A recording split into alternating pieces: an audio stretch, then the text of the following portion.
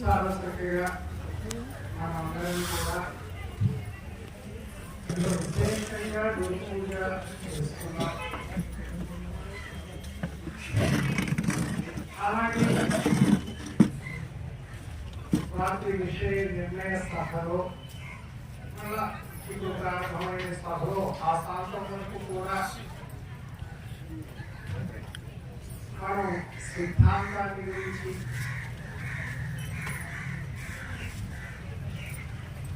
ఆచరణల గురించి అనేక విధాలుగా వింటాం, ఉపన్యాసాలు వింటాం. అయితే నేను ఏదో పెద్ద పెద్ద విషయాలైతే మాట్లాడదలుచుకోలేదు. ఏదో పెద్ద మాట్లాడుతున్నారు, సిద్ధాంతాన్ని గురించి, పరిపూర్ణాన్ని గురించి, ఎరుకల గురించి, ఇవన్నీ ఎవరు మాట్లాడుతున్నారు.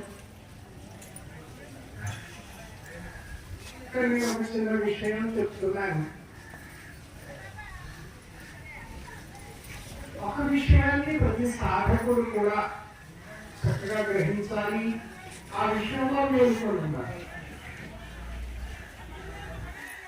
గురు పూజ చేసుకున్నాం, సరే ఏ గురువుకు చేసుకున్నా ఆ గురుస్వరూపం ఏది, అది నేను అనుభూతపరుచుకున్నానా అనే విషయం పక్కన పెడదాం, తర్వాత మాట్లాడదాం.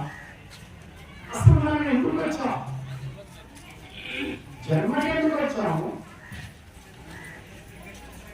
పూర్ణ గురుని సన్నిధానానికి ఎందుకు వచ్చాం,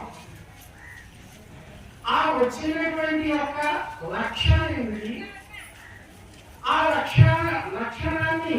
లక్ష్యాన్ని పొందడానికి కావలసినటువంటి యొక్క అర్హత మనం ముందుగా సంపాదించుకున్నామా,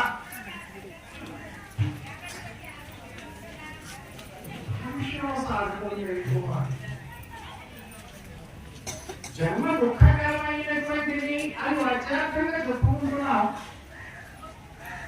అలాగే ఈ దుఃఖ